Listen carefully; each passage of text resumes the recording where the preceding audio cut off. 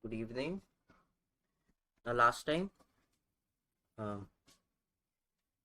we talked about log normal. I asked you to refresh your distribution, especially log normal distribution, right? So today I'll just give you a brief idea about log normal distribution, and then we'll continue with the chapter. Okay, so we say that if X is following log normal distribution with the parameters of mu and sigma square, then let's say Y, that would be log of X would follow a normal distribution with the same parameters mu and sigma square. Now these mu and sigma square are the mean and the variance of the normal distribution and not of the log normal distribution. Okay, should remember that expected value of a log normal distribution is e raised to mu plus half sigma square, and variance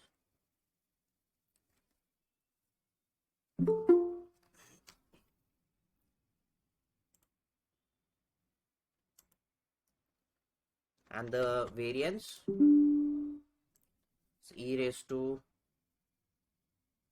2 mu plus sigma square into e raised to sigma square minus 1.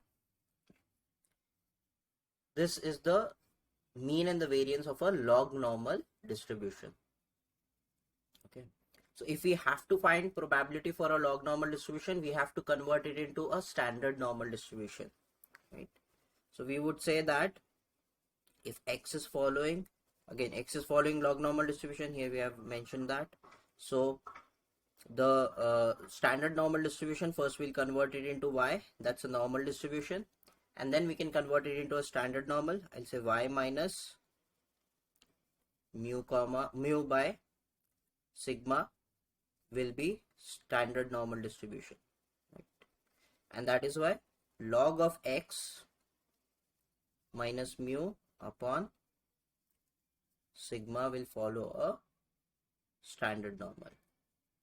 And this is how we find the probabilities for log normal distribution. Now a few more things.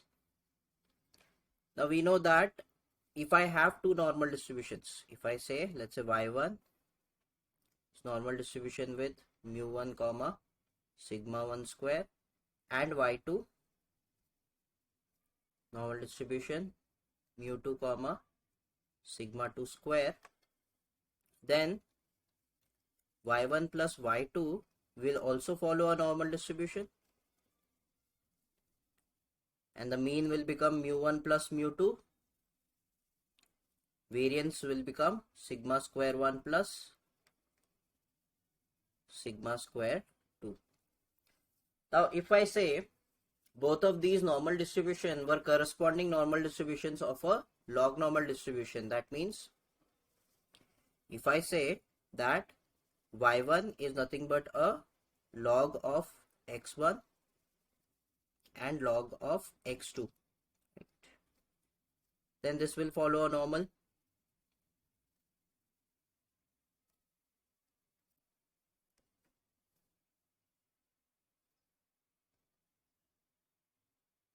Right, and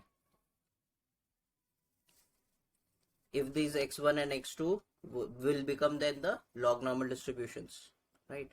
So log would be just log of x1 into x2, right?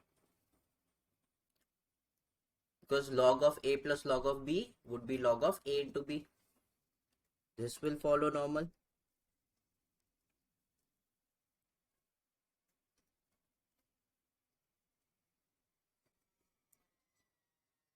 And therefore I'll say x1 into x2 will follow a log normal distribution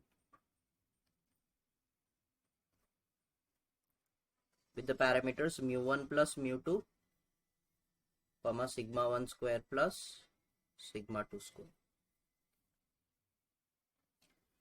So I can say that if this is very important, okay,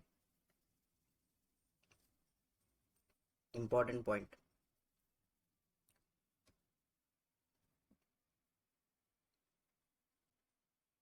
if x1 and x2 are independent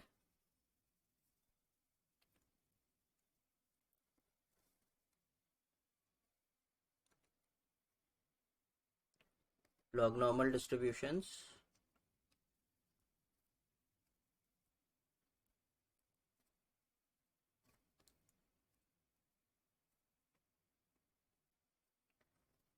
such that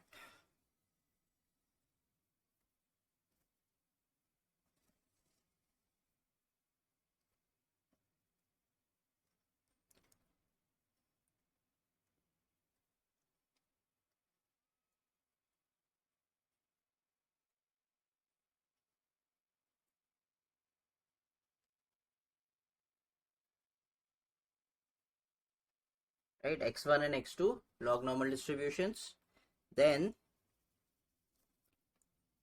x1 into x2 will also be a log normal distribution. Just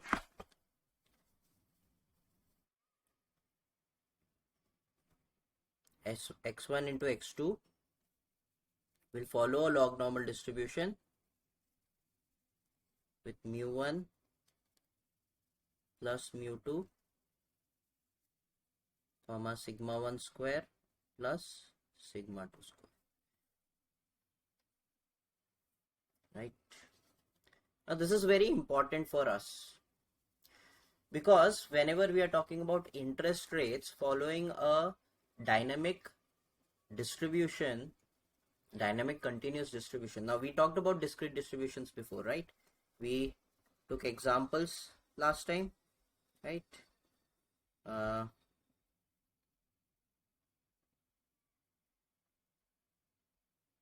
Yeah, these kind of examples where we assume that our interest rate is following a discrete distribution. That is why accumulation is also following here a discrete distribution, right?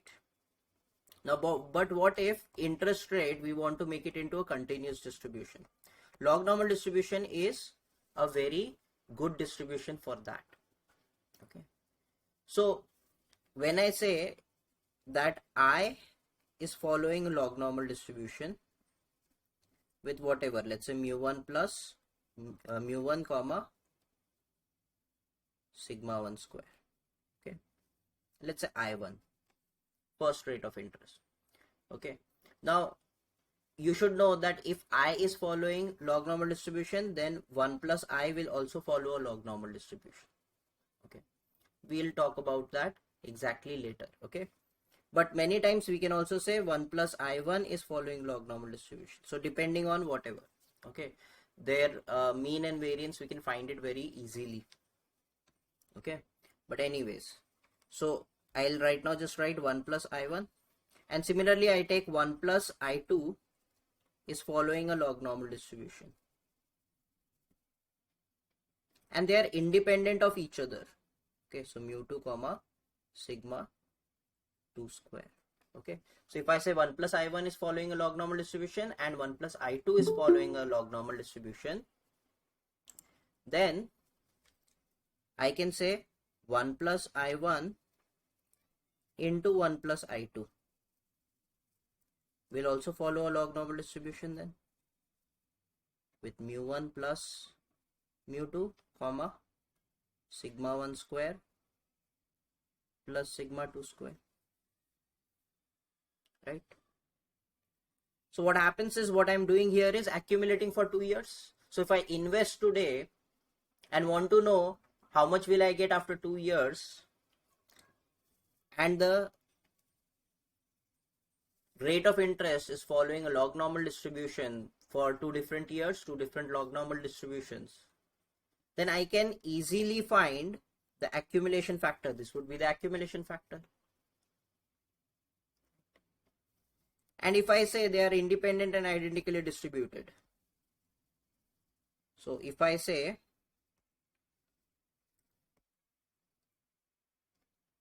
IK is following log normal mu comma sigma square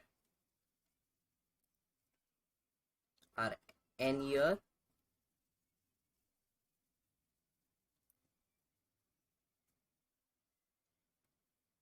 rate of interest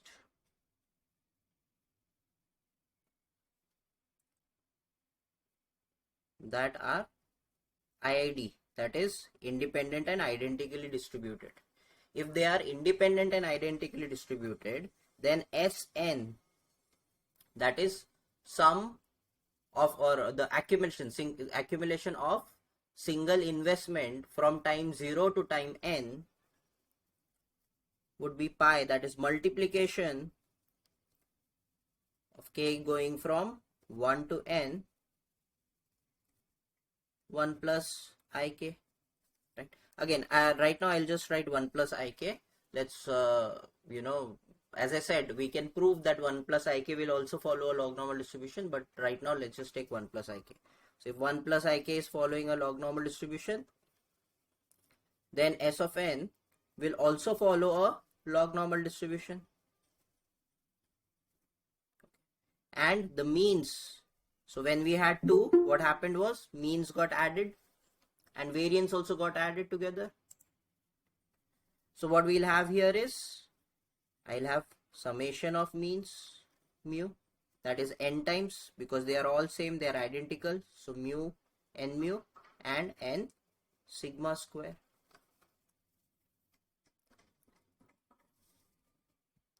So this is one of the reasons why we prefer to model rate of interest with a log normal distribution.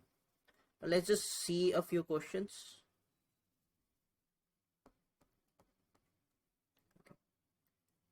A simple question here. This is, I think, just for log normal distribution. Okay. So given that 1 plus I is following a log normal distribution with 0.075 and 0.1 square as its, what do we say, mu and sigma square, calculate the mean and the standard deviation of the annualized growth rate I.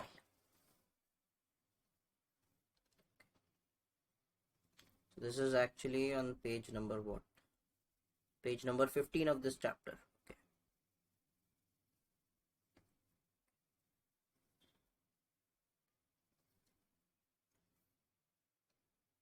So this is chapter 5, page 15 question. Okay. So we have 1 plus I following a log normal distribution.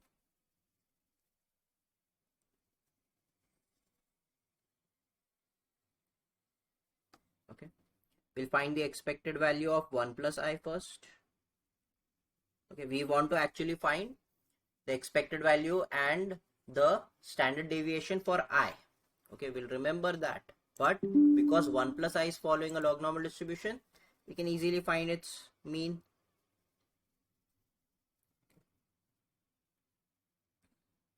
So we'll have e raised to, okay, remember, I'll write here, we have for mean expected value of x for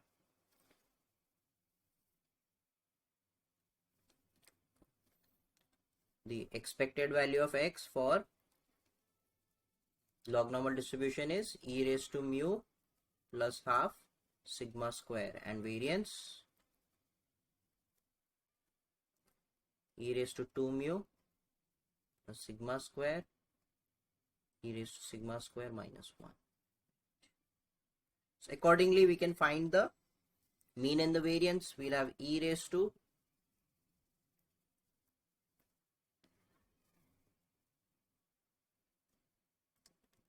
0.075 plus half of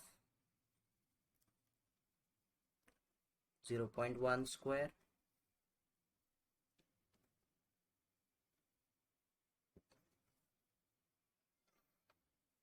let's find this value.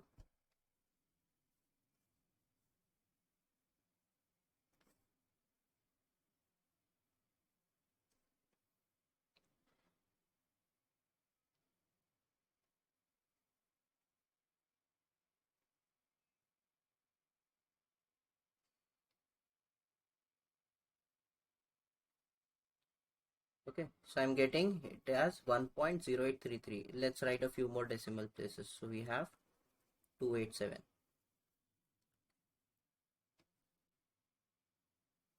Now I want expected value of I. Okay, so what we can say is expected value of 1 plus I can also be written as 1 plus expected value of I. So therefore expected value of I would just be 0.083287, or you can also write it in percentage. You would say it is 8.3287%. That's the expected rate of returns, okay, or expected rate of interest. Similarly, we can do the same thing for variance. We can find the variance of 1 plus I plus first. So e raised to 2 into 0.75 plus square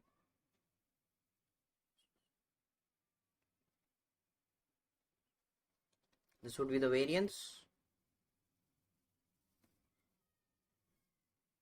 Now you can use one more thing that you should know this part. If I square it, if I square the mean of the log normal distribution, it will give me this value. Okay, so I can directly use it. I don't need to find it again. Okay. Just say answer square.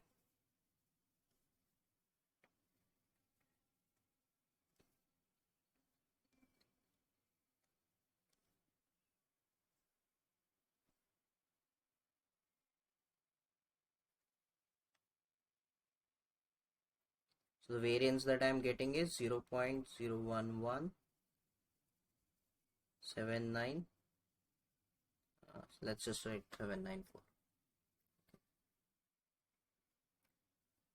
Now we know that variance, if I add or subtract a constant to the variable, it does not change the variance.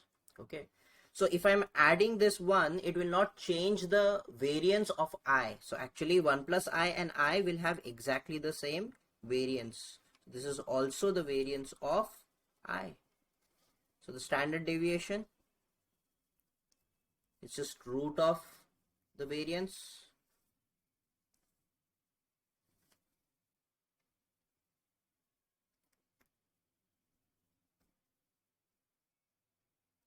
So this becomes the standard deviation.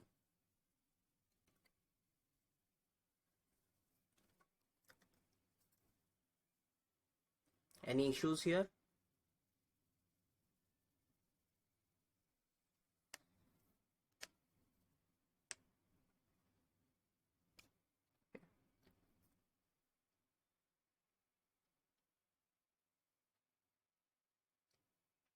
Should we take another question?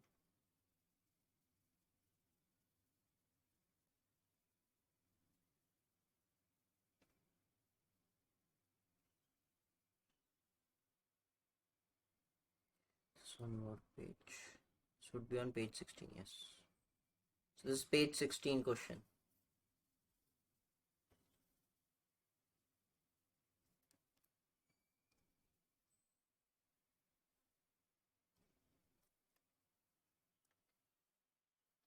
So a man now aged exactly 50 has built up a saving fund of 400,000 in order to retire at the age of 60.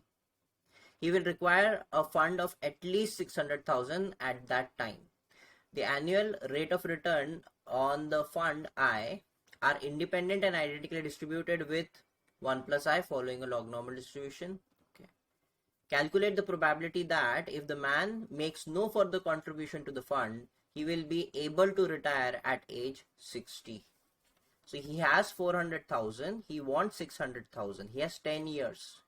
He's going to invest in this. We have to find what is the probability that his 400,000 will become more than 600,000. Okay. Because whenever we say here, even here they have written a fund of at least 600,000. So if we get more than 600,000, he'll be very happy about it. Okay. So we are talking about more than 600,000. So what we want is probability that 400,000 S10 investment of single investment accumulated for 10 years should be greater than 600,000. Okay, this is what we want. So that is S10 greater than, I'll just say 6 divided by 4, right? 1.5.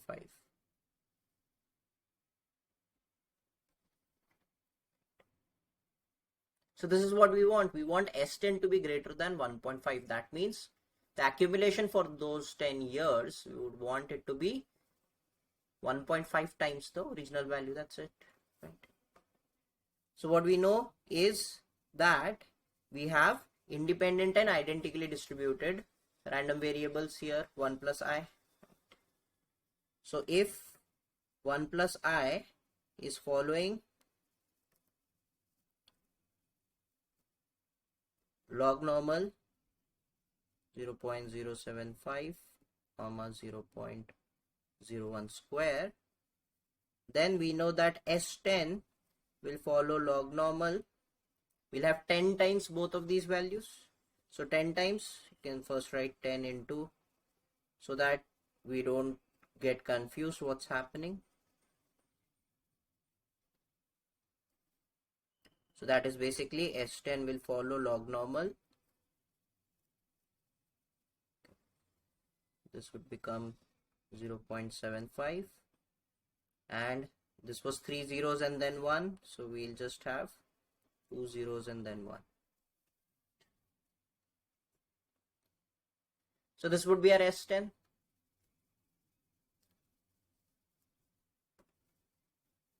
Okay, Shehab, you are asking, that is a feature of 1 plus I being IID. Now see, it's not necessarily, rather in real life, you would say that interest rates are always dependent on previous year's values. Okay, so 1 plus I in real life would not be independent of each other. And identical, very difficult, because interest rate might go up, might go down. So identical might also be difficult. Okay. But there are some cases where this will be useful. I'll give you an example. Okay. But let me try to explain you first what we are doing here. We are trying to model how we can use the knowledge of mathematics and statistics to, model a real life stock market or options market or, other mutual funds, so that we understand how much we can earn in a particular situation, right? So that we can make that informed decision. So what happens is, when we are trying to understand, we'll go from the basics. So one of the important assumptions that we have taken right now is that the interest rate is independent and identically distributed. Okay. So it may not be, rather in real life, most likely it is not. Okay. Because if I say, last year the economy was doing well and that is why I earned a lot of interest. So immediately this year the economy would not do well, the chances are very less. Okay. Or let's say last year the GDP was 7.5%. So the chances that today GDP is going to be directly 0% is very less. It might be 6.5, it might be 8.5, or it might actually be just 7.5. Who cares, right? But the chances that it will directly become 0%, or the chances that it will become directly 70% or even 15% or something like that, the chances are very less. So what we are saying here is there is a dependency, right? It depends. Today the GDP is this much, so next year it will be around this much.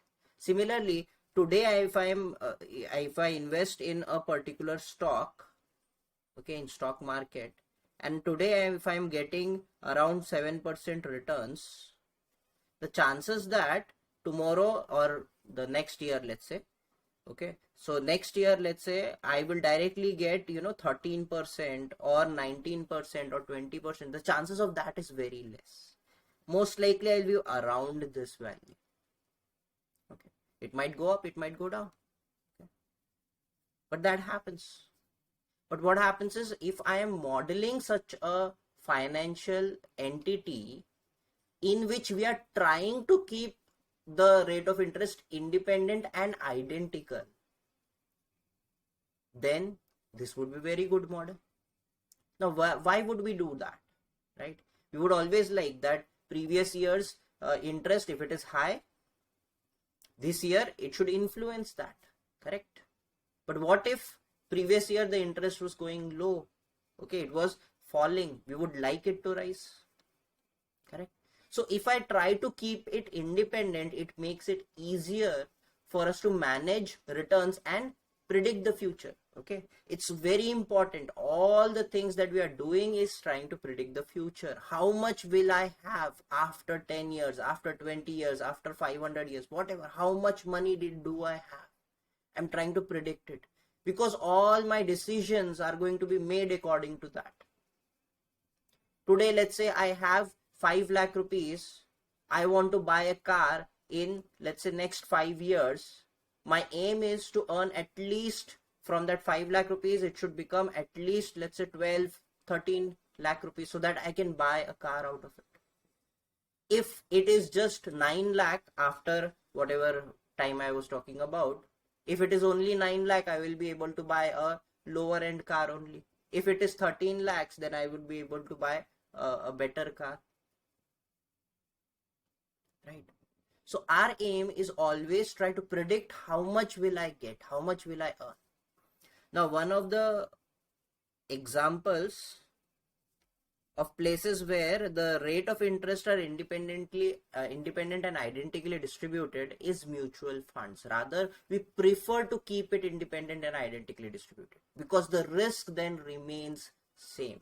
So when I say we try, okay, so whenever we are talking about mutual fund, last time I talked about, the mid cap, the small cap and large cap, right? We even saw some mutual funds online, right? So what they try to do is they try to maintain a level of risk. Of course, if you can earn a very high returns out of it, you are very happy about it. But your aim is to maintain a level of risk. When I say high cap, what happens is the risk that we are talking about is low. Okay, high capital stocks, the risk is low. Low cap, the mid cap, the risk is medium. And small cap,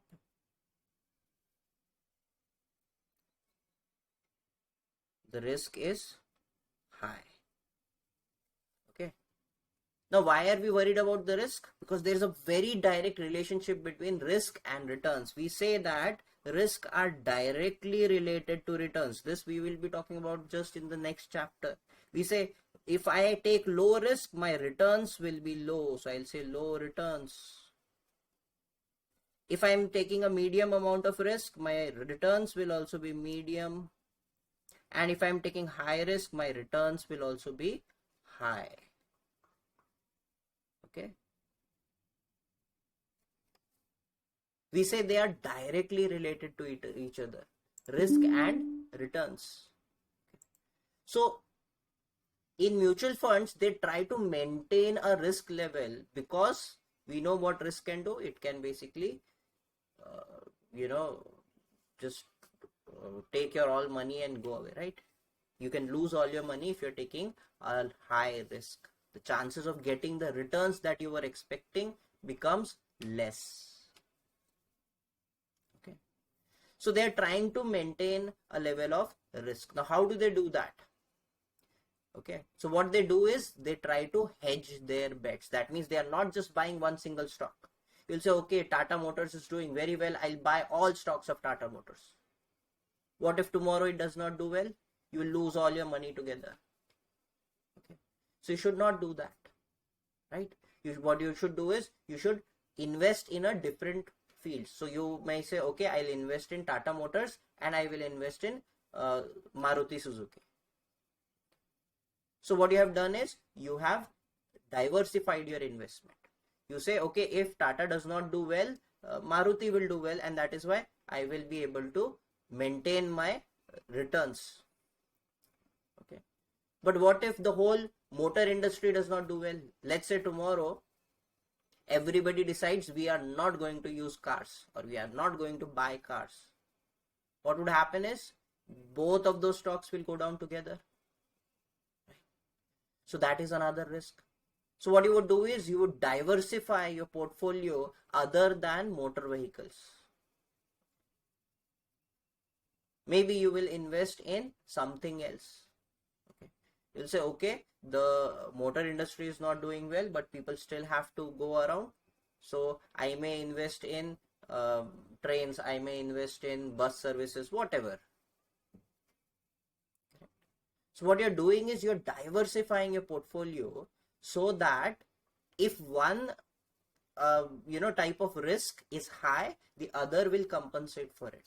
Okay, so that ways you try to maintain a level of risk. So even if, let's say, mid cap, we'll talk about mid cap, usually we say mid cap returns are around 15%. They promise around 15% returns. Okay, it can go as high as possible, as low as possible, but usually we say it will range anywhere from 19% to 13%, something like that, or 18% to 13%, let's say. So we try to maintain the level of risk, and that is why the level of returns are also maintained. So every year they will be independent because you are trying to change the stocks. Okay, one day you took, let's say, Maruti stocks, but tomorrow you might say that I want to still keep it in car industry, motor industry, but instead of Maruti I will switch to Tata, because you feel like Tata is doing better in the car industry than Maruti. So what you have done is you have slightly changed your strategy of how much percentage of motor vehicle stocks you should have has not changed. You have just switched the companies, right? So you are trying to keep them independent. Every year you are trying to keep similar strategies, but they are independent. They are not exactly dependent on previous year's strategy. So they are independent, and your aim is to keep the risk almost the same, and that is why it will become identical in terms of returns as well. Okay, so even though all type of investments are not independent and identical, but there are some examples where we can, or where we would like it to be independent and identical. One of the example was mutual funds, right? Similarly, if you are talking about your long-term investments, if you, rather than mutual funds, you want to invest after making your own portfolio, what you would be doing is you would again try to diversify in such a way that you try to maintain a same level of returns for a long term. That ways you will be choosing same type of risk every year, and that is why you will have independent and identically distributed rates of returns. Okay, chalo, let's get back to the sum. So we have now S10's distribution. Okay, so S10 is following log normal distribution. So if I want to find probability,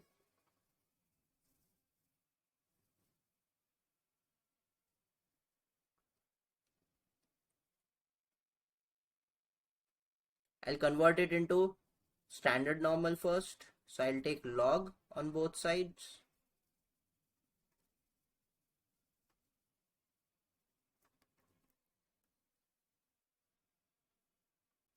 And then I will, this is now a normal distribution. Now I'll convert it into standard normal. So standard normal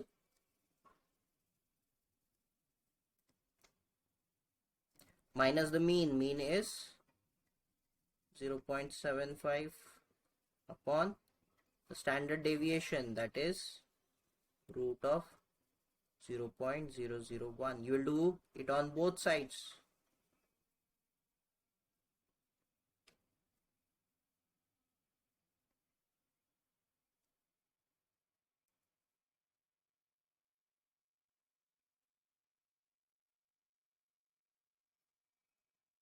This becomes standard normal. So Z greater than, let me just calculate this, Remember, I always write ln for log. You can write log. Okay, that's not going to be a problem. In the books also, you might find log written for log. But in this calculator, you will have a problem. If you use this log, that is log button, it is to the base 10. But all the logs that we use where we do not write the base, we are actually using log to the base e, that is natural log, ln. Okay. So that is why I prefer to write ln rather than log. Okay. I only use log in the name of log normal because it's the name, it's not natural log. Okay.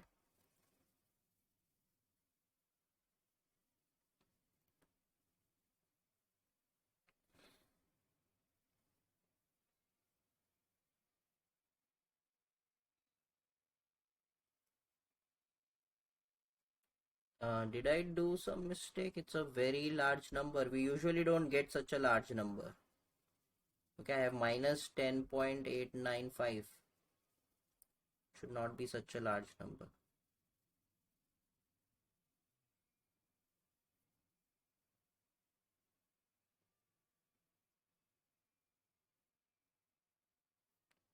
What is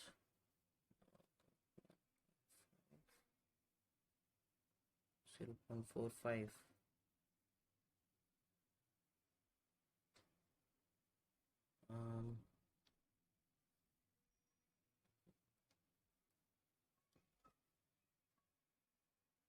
We should not get such a large number. Let me just check.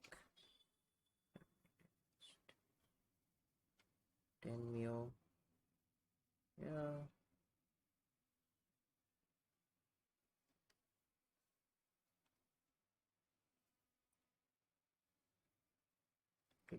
Because 0.01 square is going to be 0.0001, right? 4 decimal places. Then if I multiply 10, it's going to be this. That is also fine.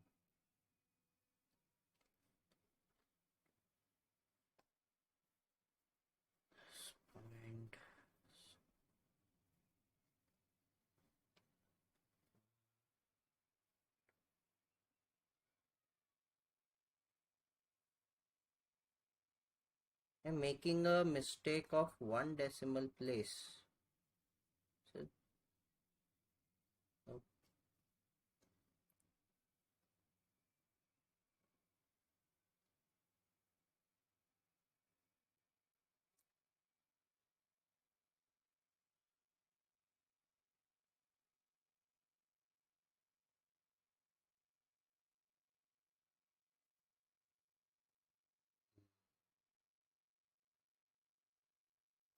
okay, it was not 0.01 square, it was 0.1 square.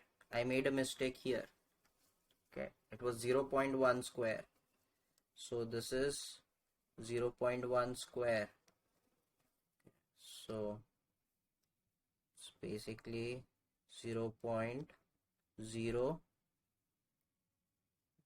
should be 0.01 and then multiplied by 10, so I'll get 0.1. So here I will have root of 0.1. That was the mistake.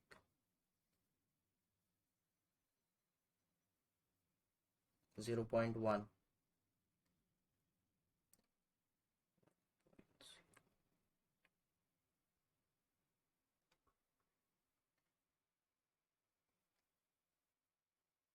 So 1.0895. I always say while finding the probability from the table book, you should always take 3 decimal places. Okay, so 1.089, this is what I would have taken, but when I round it up, it will become 1.09.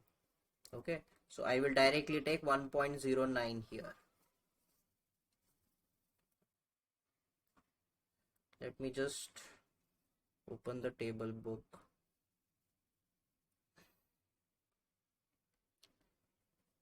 Now, anybody here giving a paper from IAI?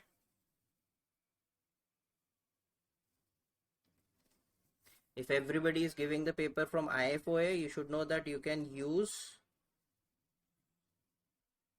the R programming to find probabilities. Okay, I'll have to find the file. Just give me 1 second.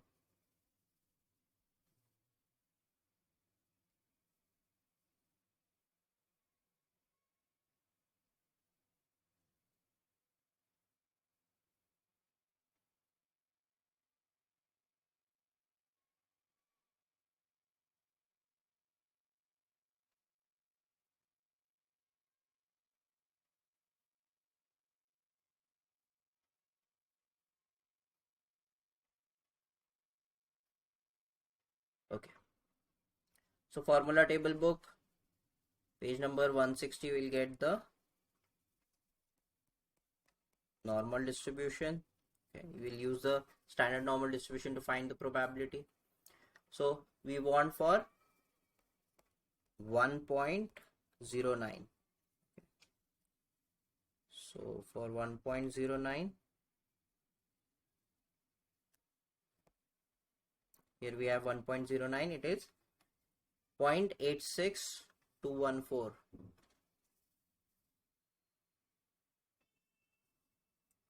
Okay, but it is negative, and whatever probability that is given here is less than and positive. Okay, so this is actually going to be probability Z less than 1.09.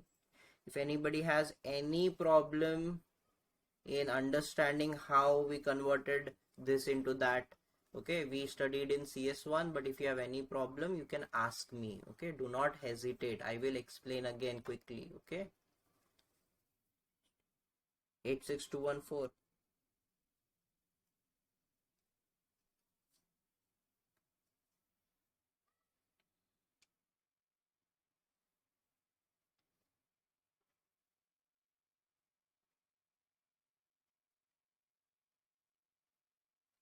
Any problem here? Sir, can you please show me the previous solution? Previous solution? Yes. I think I've taken 0.75 new in variance. Yeah, yeah. 2 into 0.75. Okay, okay. Yeah, so 0.075, but in the solution I just squared this value, so the answer most likely is correct.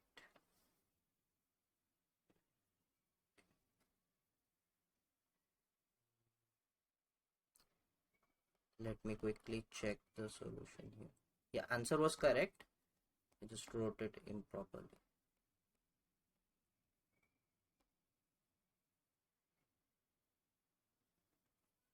Okay.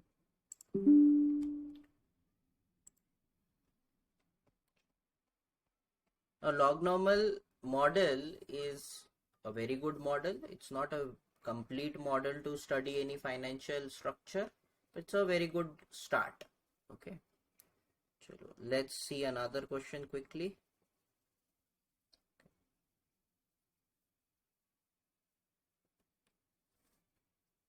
The annual return on a fund I are independent and identically distributed each year.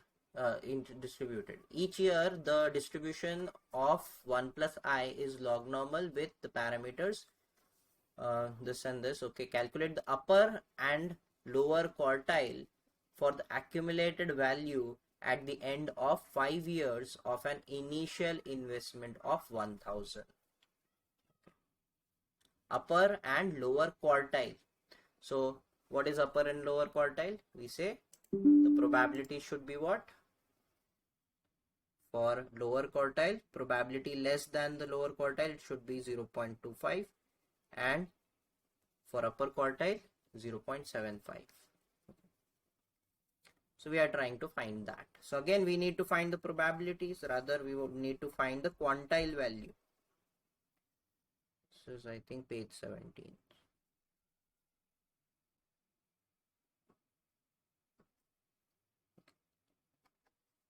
So could you start doing it? I'll do it, but I would like you all to do it first.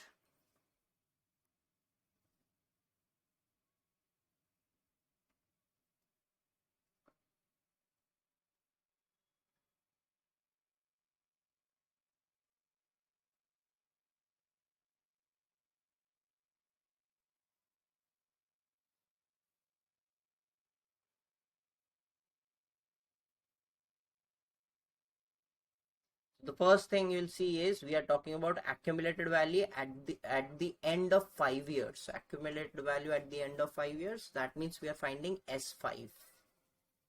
So we need S5.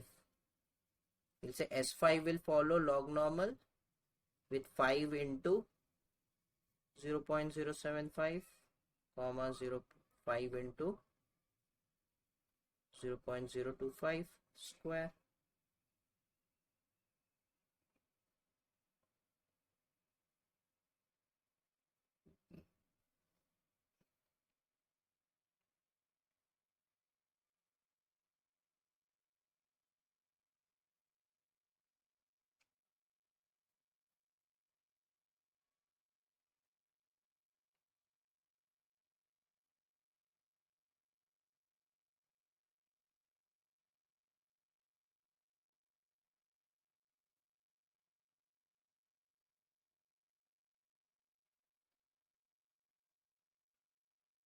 So we have our S5.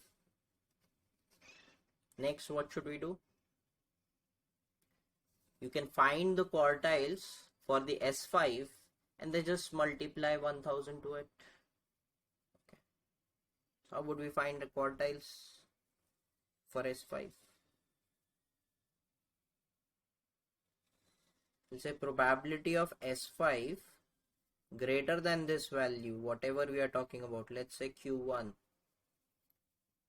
would be equal, sorry, less than, not greater. See, one more thing, if you are again using tables, because we know the probabilities, okay, we would prefer to use this percentage point standard normal distribution. So the percentage point standard normal distribution, probabilities are directly given, so you can use this 25%. There is no 75%, okay, right? You don't have 75%. You will have to do 1 minus to get the value, right? And the probability is given here is greater than. So you will say, I can directly write that Z 25% is 6745. Basically our Z 25% 0.6745. Just write down here. Okay. So Z, that means standard normal distribution greater than, it is 25%. So if I start with this, okay, first thing I'll have to do is convert this into a standard normal distribution. I'll directly say Z, okay, less than log of Q1 minus the mean is 0.375 upon 0.003125. Okay, is 0.25, right? Everything root of.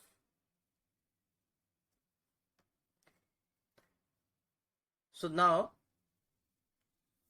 what we have here is probability Z greater than 0.6745 is 0.25. So this is greater than, this is not less than. Here I have less than. So if I do this greater than, if I make it into probability Z greater than by doing 1 minus. By doing 1 minus, I will get 0.75. I don't have that value. What should I do? The other way to make it change sign. The other way to make it change sign without changing the probability, what we do is we take a minus sign here.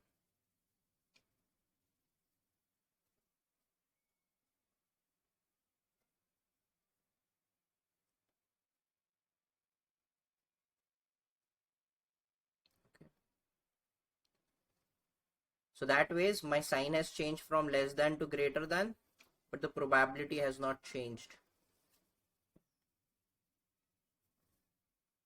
So now this 0.6745 must be equal to this. So minus, say minus log Q1 plus 0.375.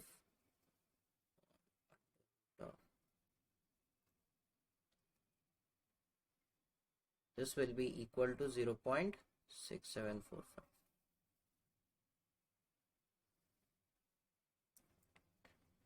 So what would be Q1?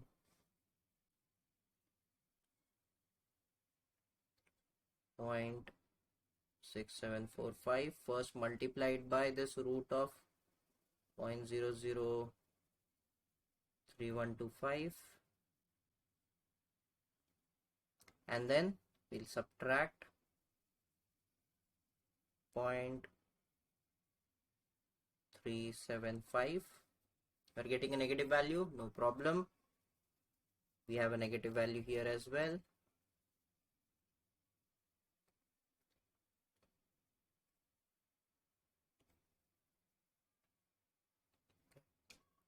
So we'll remove the negative value and take e raised to, so Q1 I'll have shift e raised to 0.33729.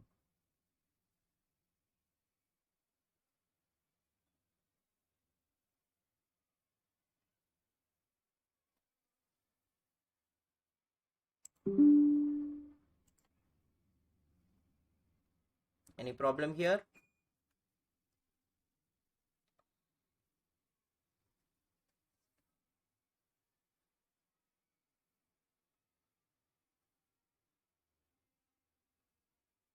Can we do this for Q3?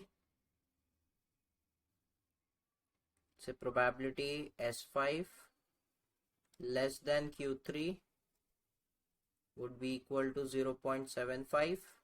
Now here, because again I need probability as 0.25, I can directly say this is probability S5 greater than Q3 0.25. So I have now greater than and the same probability, but I'll have to convert it into standard normal. Probability Z greater than log Q3 minus 0.375.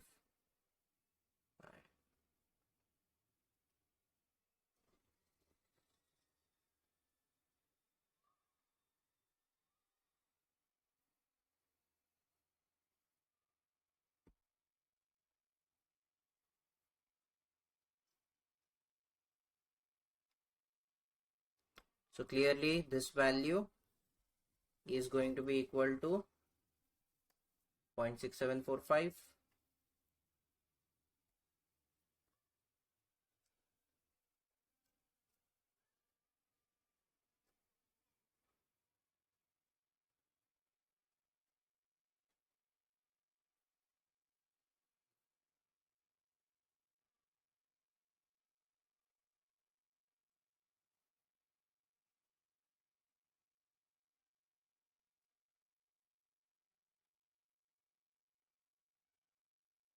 For Q3, 0.6745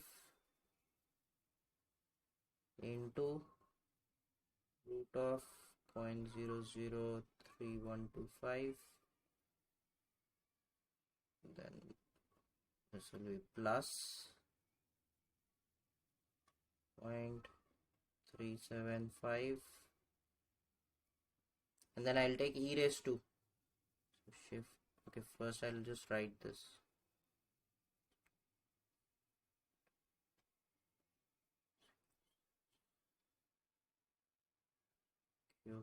Q3 will be e raised to this.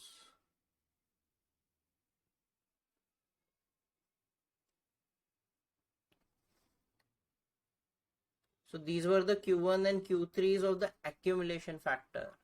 Okay. S5 was nothing but accumulation factor. We want to find quartiles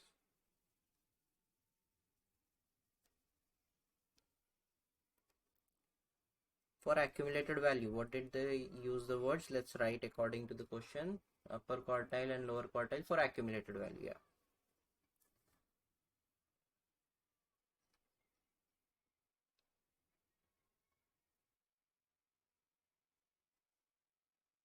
just say lower. I'll just multiply 1000 to this.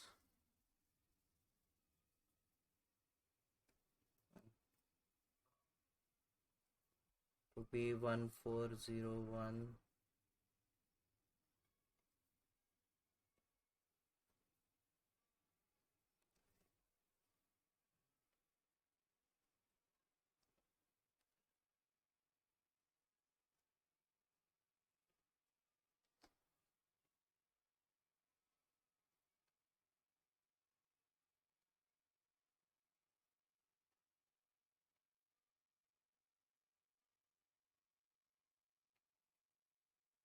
Any problem here?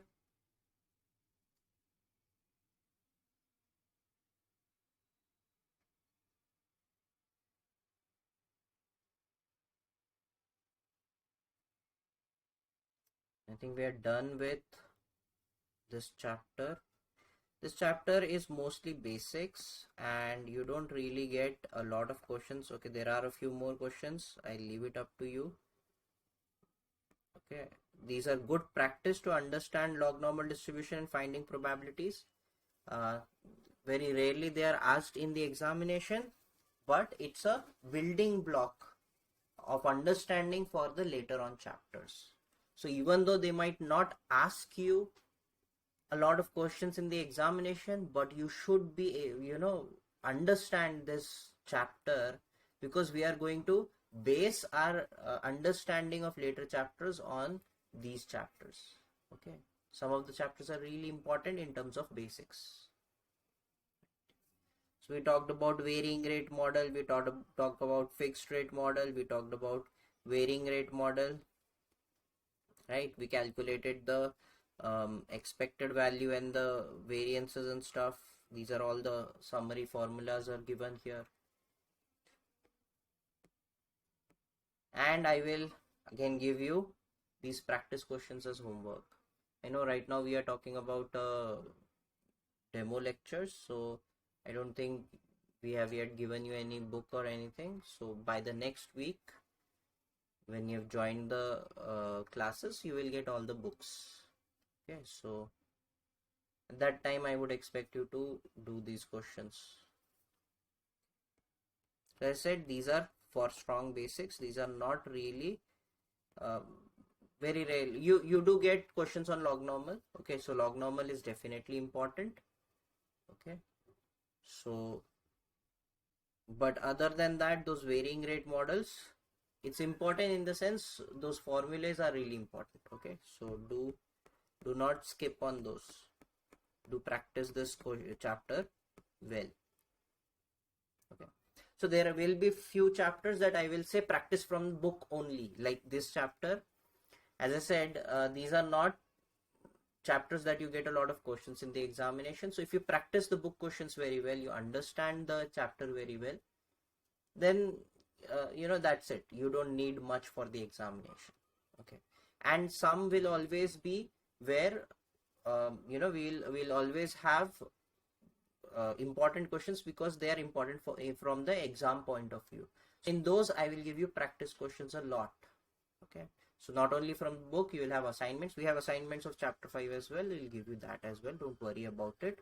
But this is a supporting chapter. Okay, so some chapters we'll practice a lot from past papers questions as well.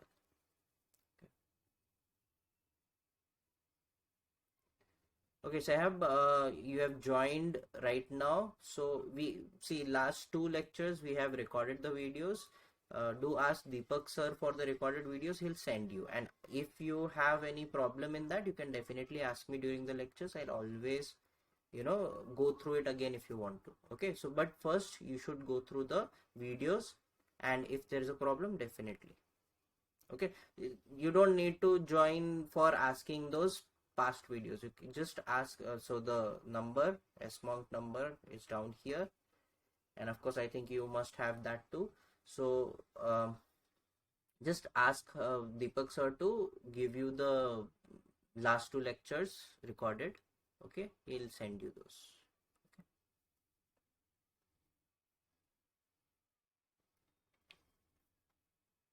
Now the next chapter that we will be talking about is portfolio theory.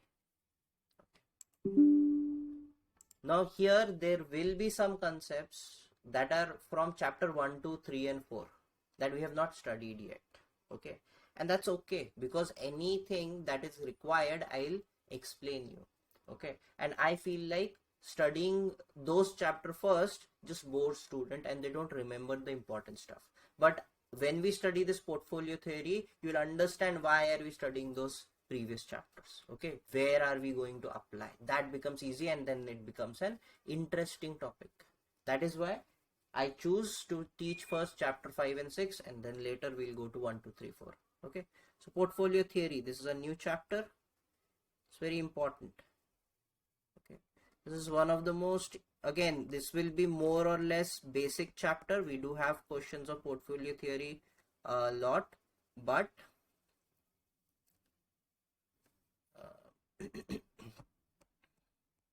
but they'll always be simple small questions. Okay, so this is more of understanding the concepts of how we are going to model. So right now we were just talking about what kind of distributions a interest rate will give me, right?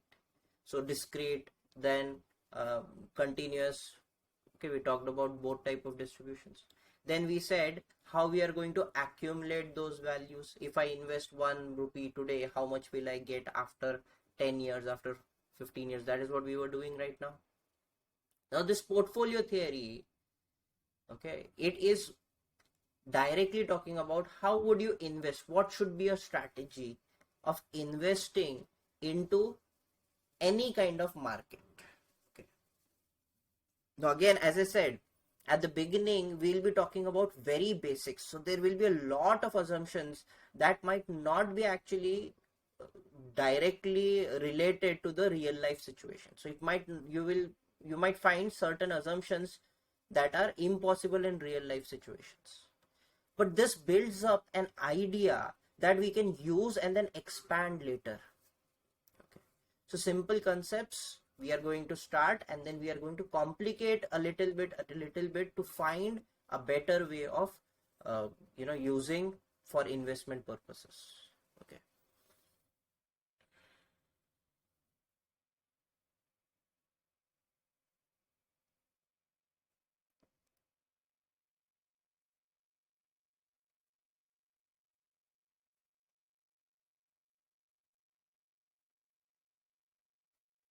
now can anybody tell me what's a portfolio?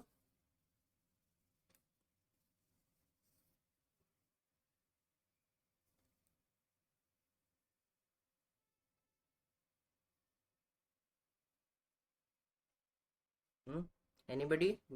What's a portfolio?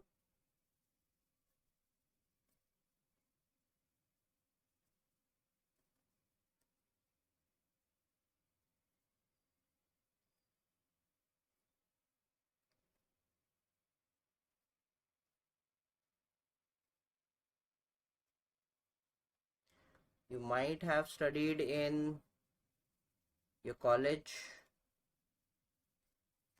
Portfolio is just said to be a basket of assets. Okay, a simple term for portfolio or simple explanation for portfolio is that it's a basket of assets.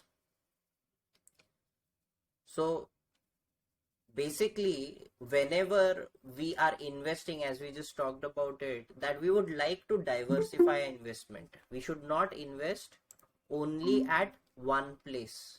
Okay, we should not just invest at one single place. Okay, so we prefer to diversify our investments. So when you are buying multiple assets, see, it's not only just stock market. I'm not saying that only the stocks are your part of the portfolio. It could be land, it could be fixed deposit, it could be, giving it to somebody else as loans. So whatever money you have that you are investing, okay, in different terms, will be called as portfolio. It's basket of assets. Every asset that you have comes into a portfolio. Okay, But of course, for simpler terms, what I would be doing is I will always be explaining in terms of stock market values. Okay. It could be anything. Even if you're buying gold, that comes into your portfolio. If you're buying land, that comes into your portfolio. Okay. But of course, for explanation purposes, I'll be using stock market examples. Okay. So whenever I'm talking about portfolio, usually I'm explaining using a basket of multiple assets that we have bought. That would be what do we say, stocks, shares, right?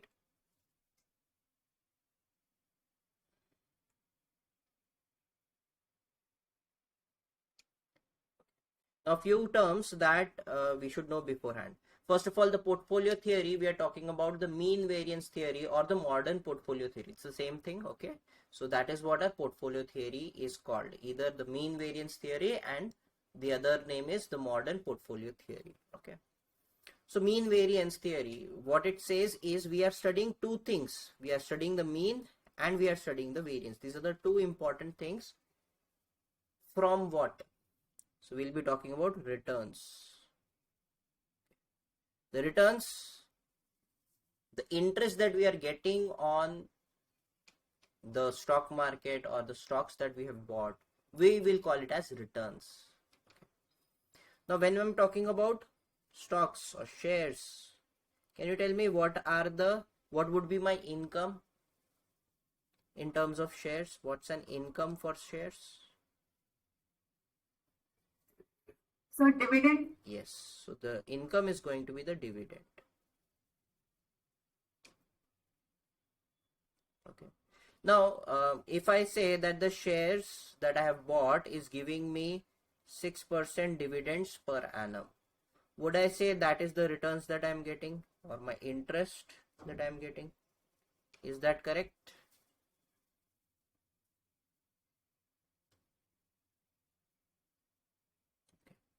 So you might call it as interest, but you would not call that as returns because this is not just the returns. Okay. Of course, you can call it as the interest that you're getting each year, but shares would also provide me by, the other way the shares will give me money is by changing its value. Okay.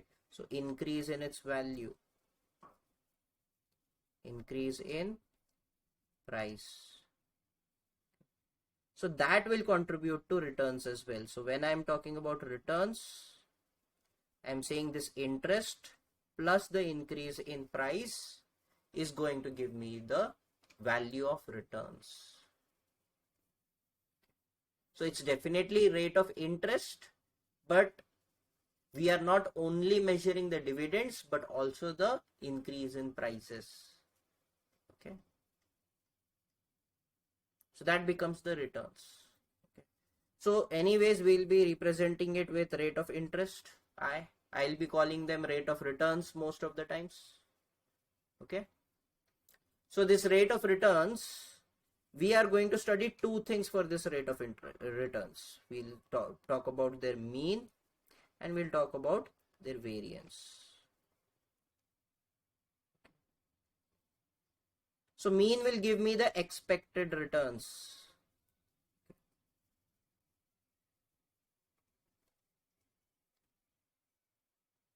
Okay. How much return should I expect? That becomes the expected returns. And the variance is nothing but the expected risk.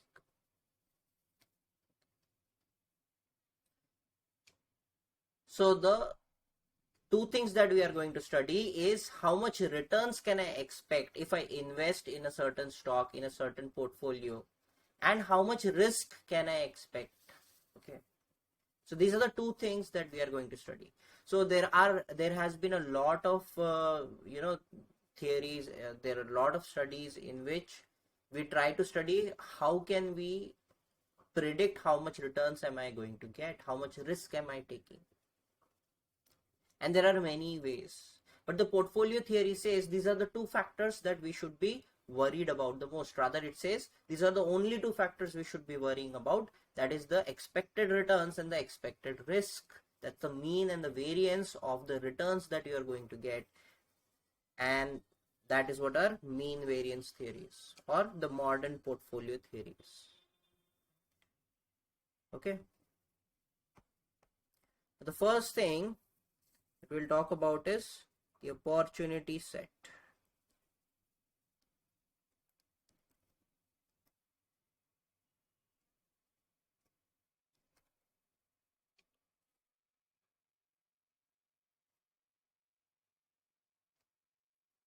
Now, let's say in the stock market there are thousands of stocks, right? As I said, I am giving you example of just stock markets, but you can consider every type of investment. You can talk about the land you can buy, you can talk about the gold you can buy, everything, fixed deposit, debt. There are a lot of types of investment, but we'll take specifically stock market for our understanding.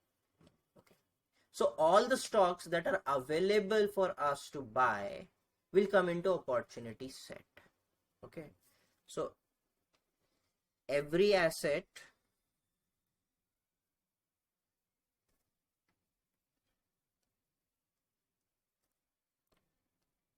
available, that's our opportunity, but we would also need to know their mean and variance. So the mean and the variance of every asset available to us to buy, we'll count it into an opportunity set. So that is basically a set in which you have all the information available that you can use to adequately calculate how much and where should you invest. Okay, so you need the mean and the variance of every asset available. Now you collect that data, that would be called as your opportunity set. Okay, so basically you have risk and returns available to you.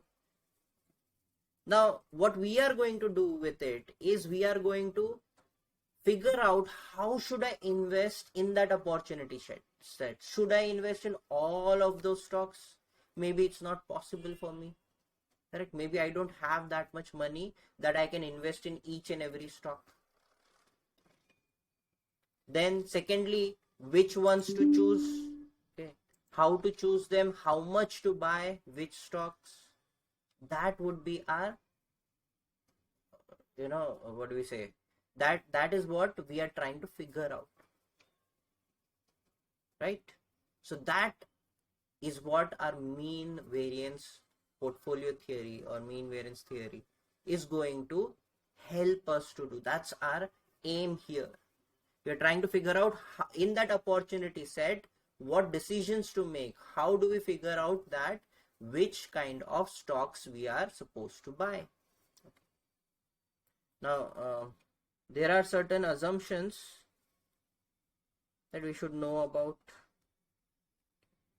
So, assumptions of mean variance portfolio theory.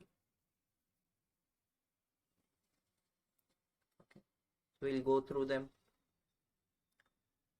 The application of the mean variance portfolio theory is based on some important assumptions. First is all expected returns, variance, and covariances of pairs of assets are known. Okay.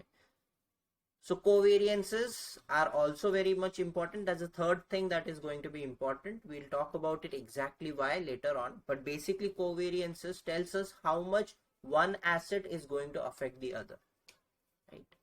So that becomes the covariances between them. So we know all the information in terms of returns, that is the expected value, mean, the variances and the covariances of all assets. Second is the investors make their decision purely on the basis of expected return and the variance. Now see, what can be the other basis? If I ask you, which toothpaste do you use? Can you tell me which toothpaste do you use?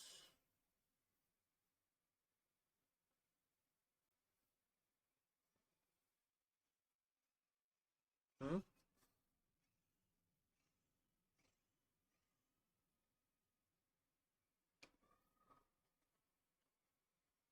Anyone? Which toothpaste do you use?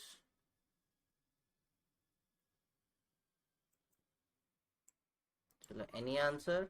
Let's say you say Colgate. Okay.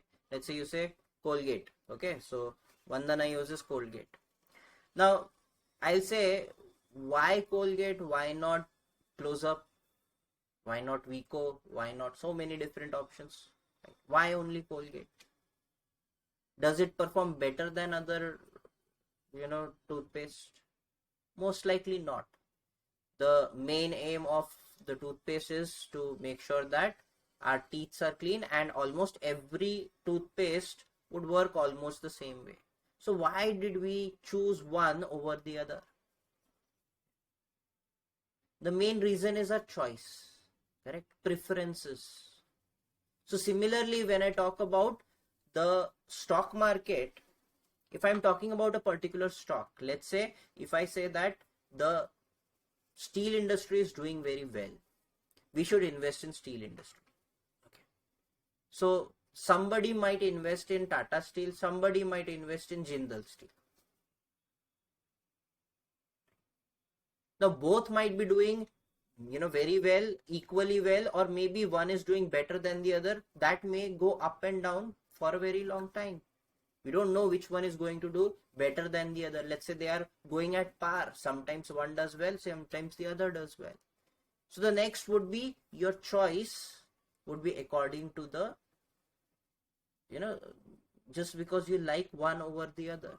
Similarly, in your clothes, if I ask the brand that you buy, clothes, does not mean the other brand was not good enough or was not giving you the same clothes on the same price.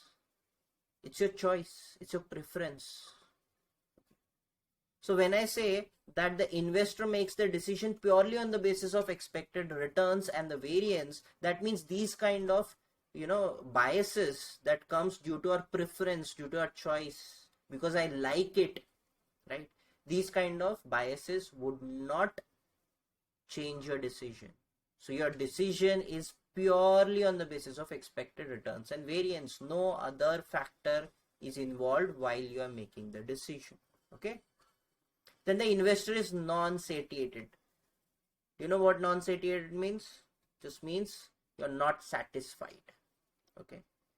So if you, let's say, give me 100 rupees and tomorrow I return 110, you might say, sir, no, don't give me extra money. I'll take the 100 rupees. Don't give me extra money. Okay. You're satisfied by getting your money back, right?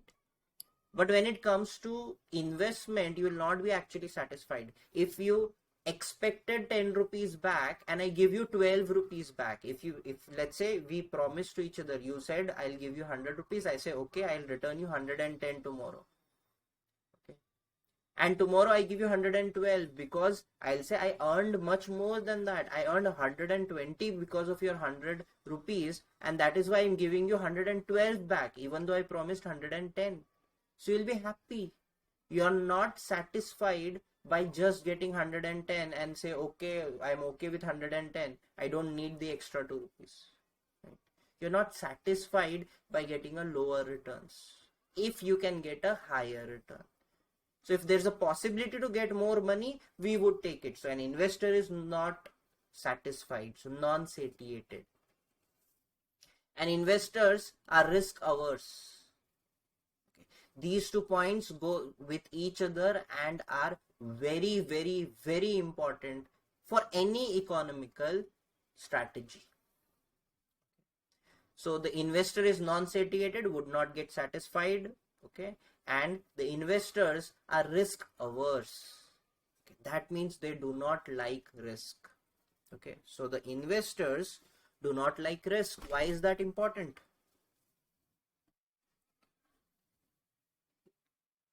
When I say you do not like risk, okay, I'll just give you a simple example. I would like you all to answer. Okay, I have 2 options. Option 1 option 2. Okay. If I say we are playing a game, I'm giving you a lottery option. Okay, so you can invest rupees 1 or you can buy the lottery for 1 rupee, and if you win, I'm going to give you 100 rupees. The probability of winning is 1 by 10,000. Okay, probability of winning is 1 by 10,000. Option 2 is you can buy the lottery for 1 lakh rupees. Okay. You can buy the lottery for 1 lakh rupees, and if you win, I'll give you 100 lakhs, that is 1 crore.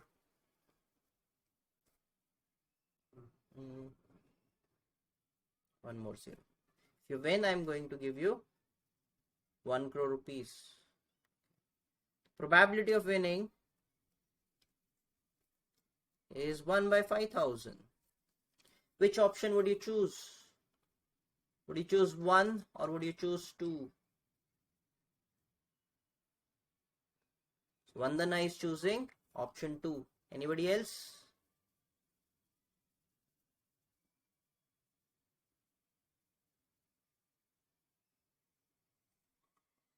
Okay. Sahab is also choosing option 2.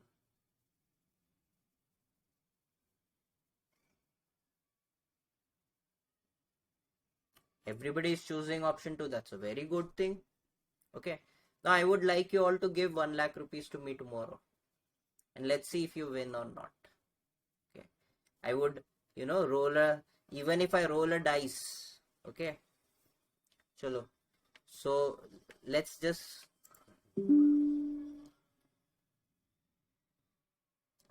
play a game quickly. Okay.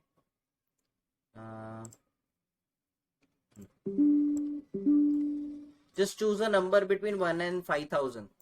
Okay, all three of you just quickly choose a number between 1 and 5,000.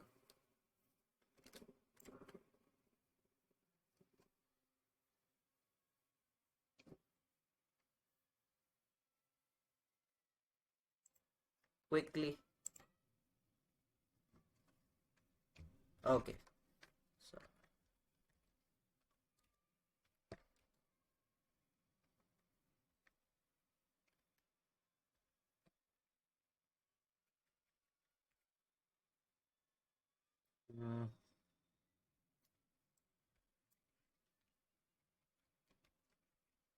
Google has a random number generator. I just want to go there.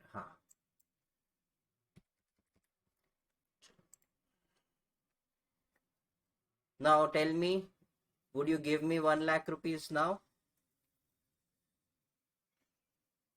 When can I expect 1 lakh rupees?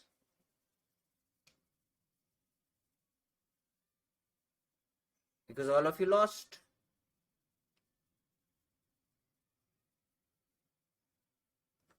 So Vandana will transfer, okay.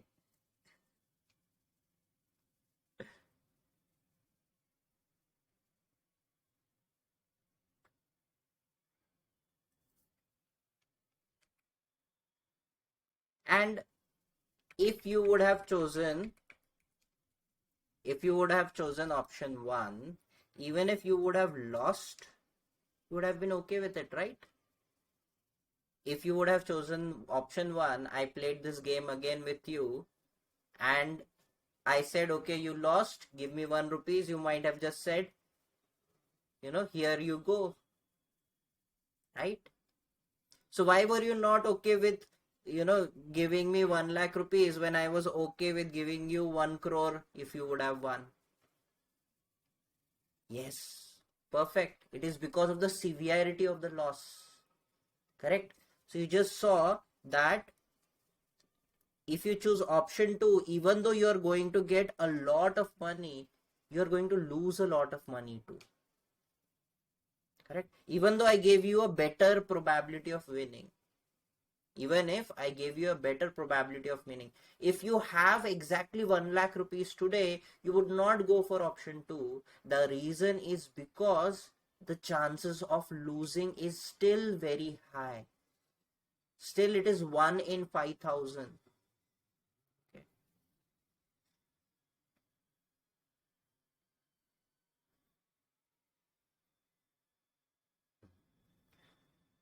Okay. So Shayab is saying that, but this is related to when you said higher risk is related to higher returns. Yes, I gave you a higher returns. I'm saying the expected probability is 1 by 5,000. You would definitely have more expected returns here. Okay. But what just happened is, our aim, if you have just 1 lakh rupees with you, you would not choose option 2. Rather than that, what I would have done was bought this 1 lakh times. Maybe not even 1 lakh times. Even if I do it, 500 times, there would be a very good chance of me still winning. Correct? I'll do it again and again, repeat it. The reason is because my chances of winning will become higher because I'm taking more and more and more chances. Okay, anyways, that's not the point here. Okay, so I'm just saying what you're looking for is losses. Here you will have higher losses, and here you will have comparatively lower losses, right? This is also your loss. So we would prefer investing in option 1 because we have lower losses, even though the returns is almost the same. Here also I'm getting 100 times. Here also I'm getting 100 times. Correct? The returns are exactly same. Of course, you can take the probability and your returns will be different. We'll talk about it later, no problem. But if we just look at the returns that we are getting compared to the investment we have done, they are 100 per times. But here you have much lower losses if you lose, and most likely you will because the probability is very low. So then your losses will be less. Here your losses will be much higher. Here also probability is slightly better, but still it is still very low. Correct? I'll show you one more thing. Even if I run this random number generator, maybe let's say 5 times. Okay, let's say you say that, okay, this was just random. I'll just generate it again. Okay, and you can see what numbers are we getting. I'm sure none of your chosen numbers will come here. Right? I was very sure about it. This is how lotteries work. Right? So what happens here is, you can imagine now, if you had actually invested in option 2 for 5 times, choosing the same number, because your probability should increase to get the same number, right? You would have lost 5 lakh rupees now. I can do it 5 more times.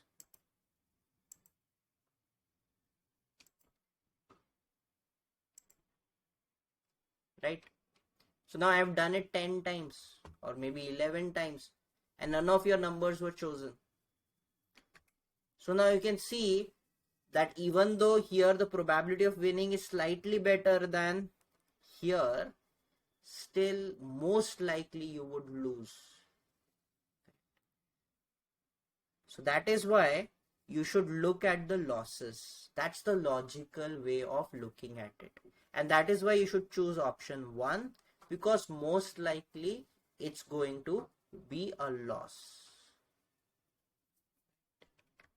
And that is what we are talking about here. When I say that a person is risk averse, you are more afraid of losing your money rather than gaining money. Okay, so you're not looking at the if you find 1 rupee on road, you are very happy about it, even though it might not get you anything. But getting anything for nothing, you'll always be happy. Like I said, if I was supposed to return you 10 rupees and I give you 12 rupees, you'll be happy about it. But if I was supposed to return you 10 rupees and I give you only 9, you might be a little bit mad. You'll say, why are you not giving me my 10 rupees back?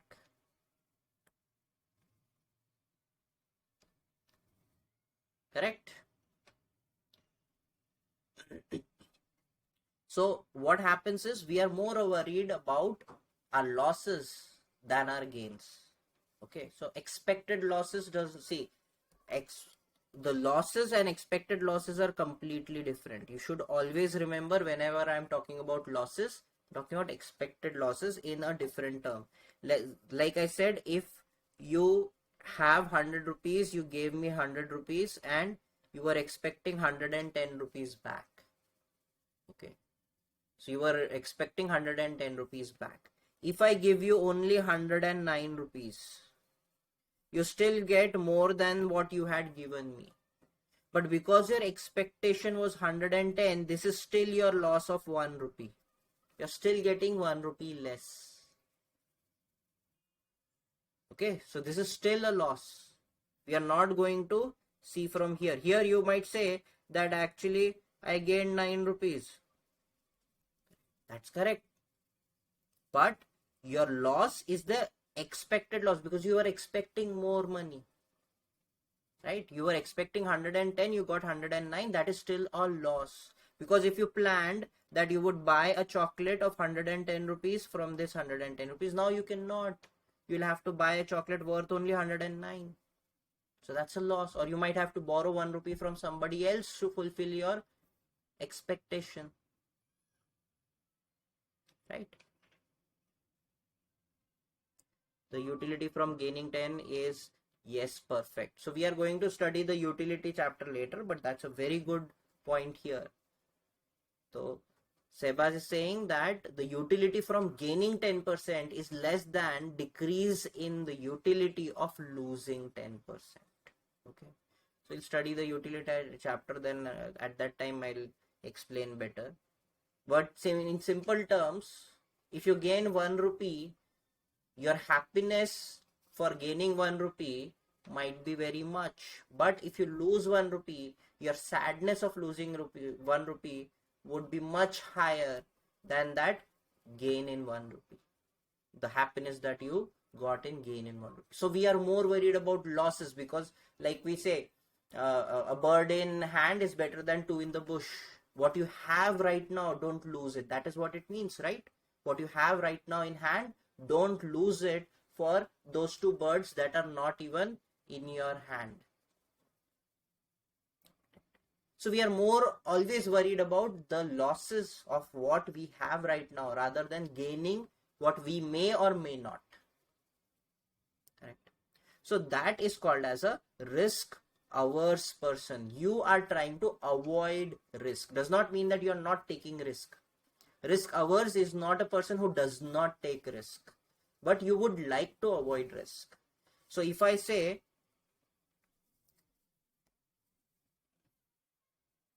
let's say you go to a shop and you buy a product. Let's say you buy a washing machine. Okay. So with that washing machine, you get a scratch card. Okay.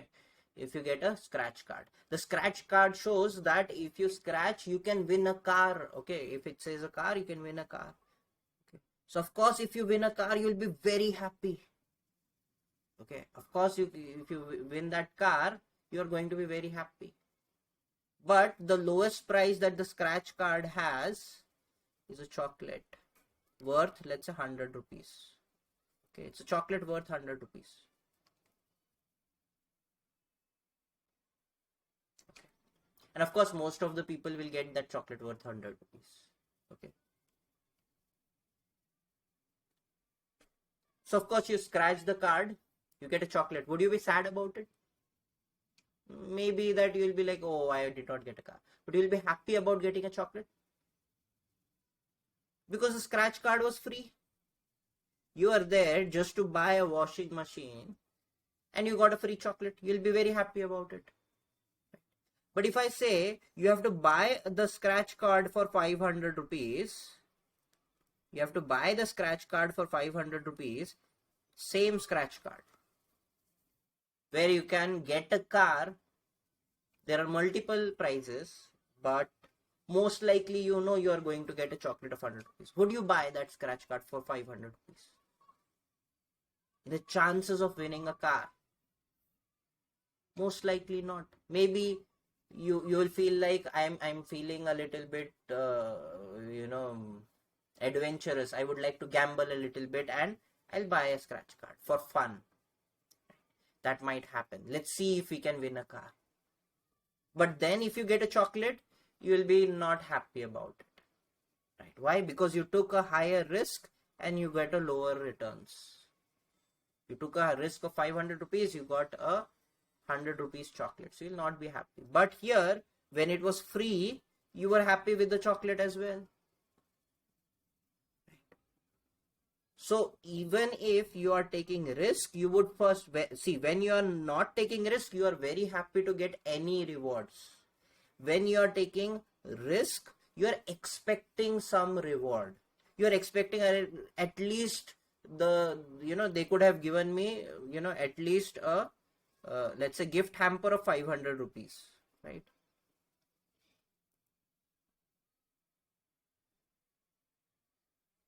Okay, you'll say at least give me the gift hamper for 500 rupees. That makes more sense, that you're taking 500 rupees. So at least give me a hamper of 500 rupees. Right? That's your expectation. So if you're taking a level of risk, you are expecting a level of returns. Okay. And if I say that there are cards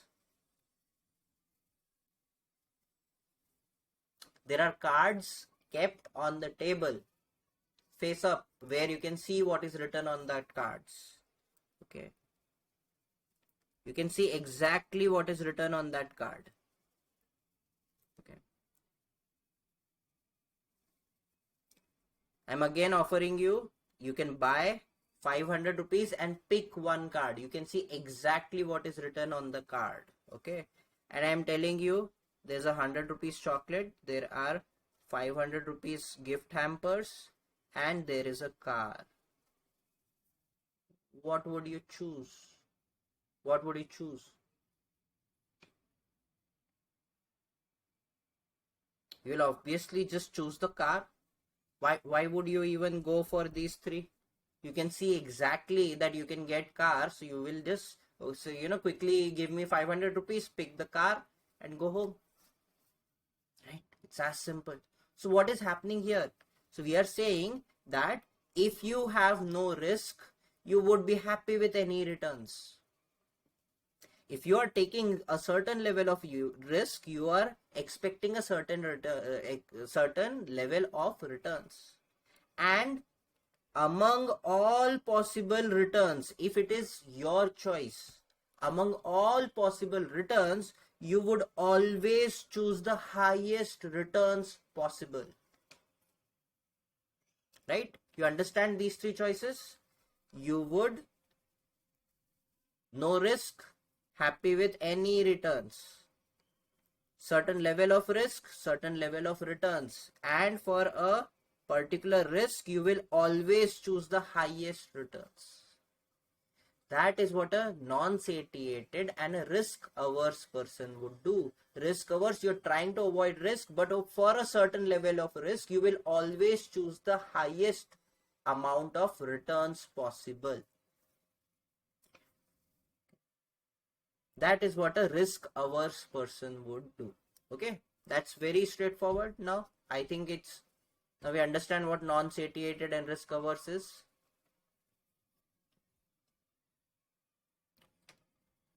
Now the next point, there is a fixed single step time period. Okay, so this is one of the assumption that is not possible in real life, but we'll start with basics and we'll try to complicate it. So fixed single step period.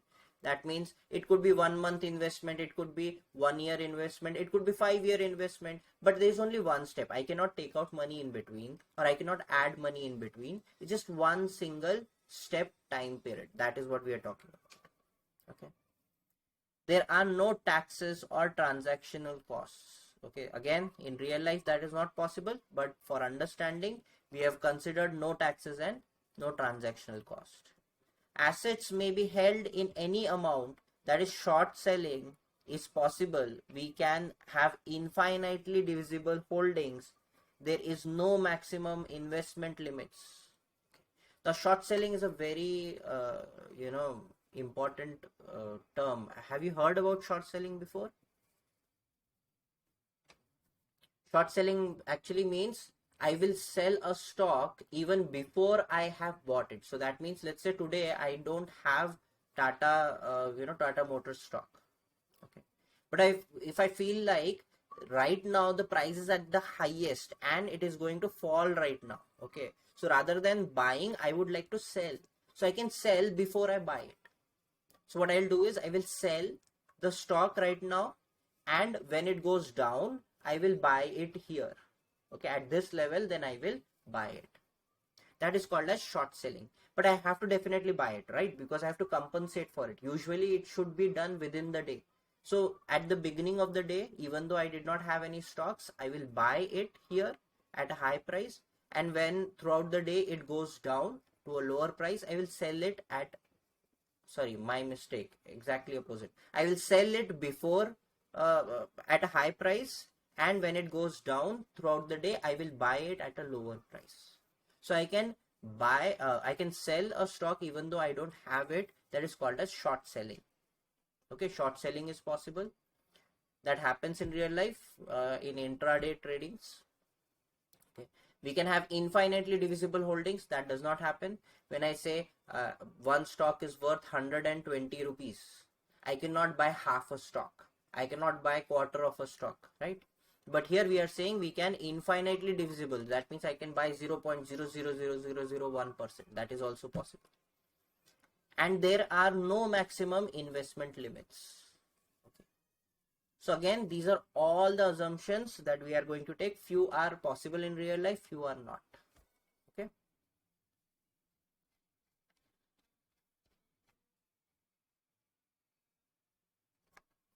Okay, so we are always looking for the expected returns and the variance of the returns. So, okay, what are they saying? In specifying the opportunity set, it is necessary to make some assumptions about how investors make decisions. Then the properties of the portfolios can be specified in the terms of relevant characteristics. It is assumed that investors select their portfolios on the basis of expected returns and the variance. So this we talked about in the assumptions. Okay. Over a single time horizon, thus all relevant properties of a portfolio can be specified within just two numbers, that is the mean and the variance of the returns. So the mean, the variance or the standard deviation is known as the risk of the portfolio. So we talked about this before, that expected value is our returns, that we'll get expected returns, and the variance is going to be the risk that we are taking.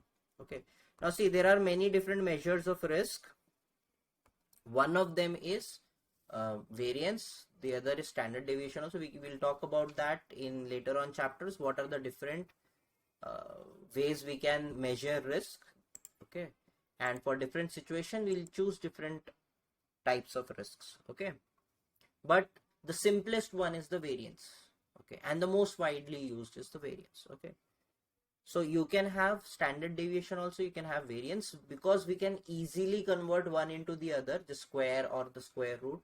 That is why whenever I am talking about variance, I can have a standard deviation, or I can have standard deviation and I can convert it into variance. So standard deviation and variance I can alternatively use against each other. Okay, so that's fine.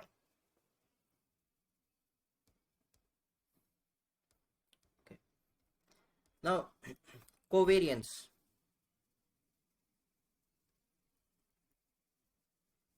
Covariance is nothing but the dependency of one with the other. So we have studied that in CS1. When I say covariance between X and Y, that means how an X and Y are related to each other. So when I say covariance between two stocks, so they may be affected by each other. We can have a positive correlation. That means if X increases, Y increases too.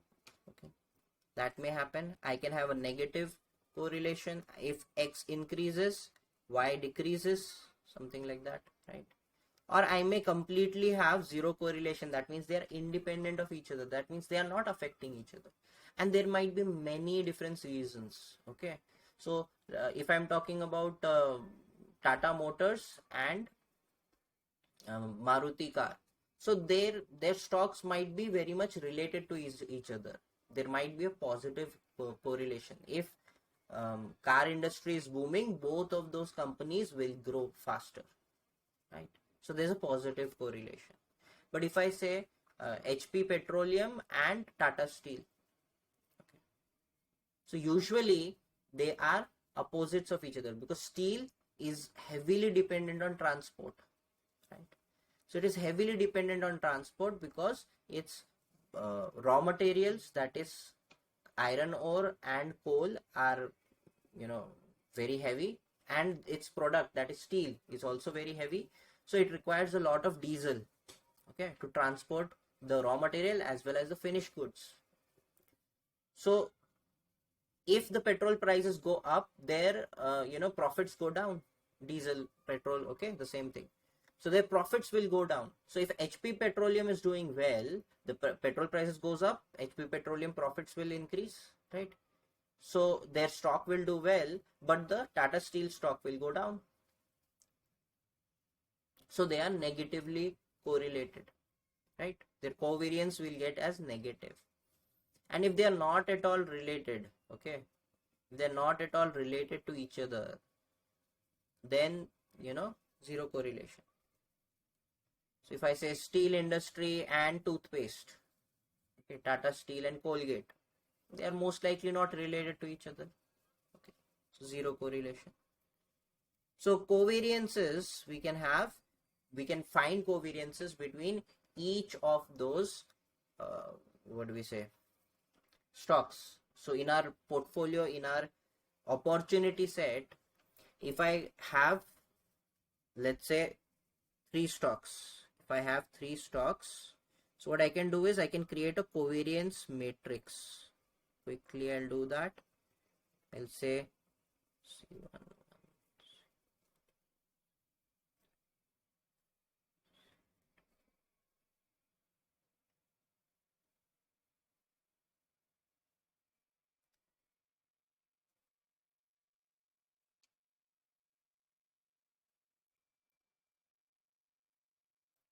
This becomes the covariance matrix, where the C11, C22 and C33, these are nothing but covariance between the same stocks that will always be equal to the variance of X. Okay, so covariance between the same variable will always be the variance. Okay, so these are nothing but the variances. And of course, covariance between X and Y is same as covariance between Y and X, and that is why this C21 is same as C12. These two are same and these two are same. Okay. So basically I just need I don't need all of these values. I just need an upper triangular or lower triangular matrix, whichever you want to prefer. You can choose either the upper triangular matrix or the lower triangular matrix. Okay, that is what you would require, and these are the different covariances and variances together. Okay, so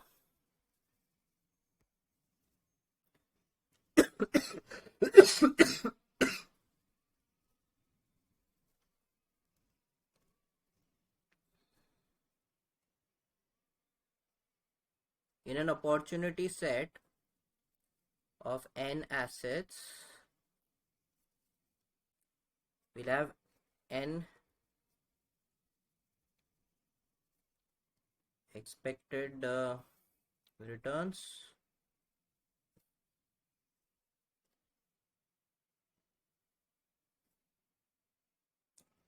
n variances, and how many covariances. So basically we are not counting these, so we just need 3 of them. right? Now, how do we calculate? Could actually be, I have 3 stocks. I want to select any 2 at a time. This is how I can figure out how many variances or covariances I will have. Okay, so 3C2 will be 3.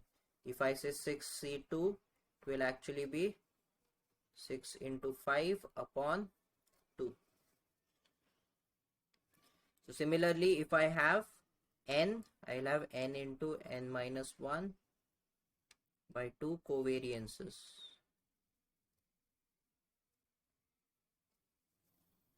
These are the terms that we'll require in an opportunity set of n assets to make the accurate decisions for an optimal portfolio. So today we'll just end here. We'll continue this tomorrow. Okay.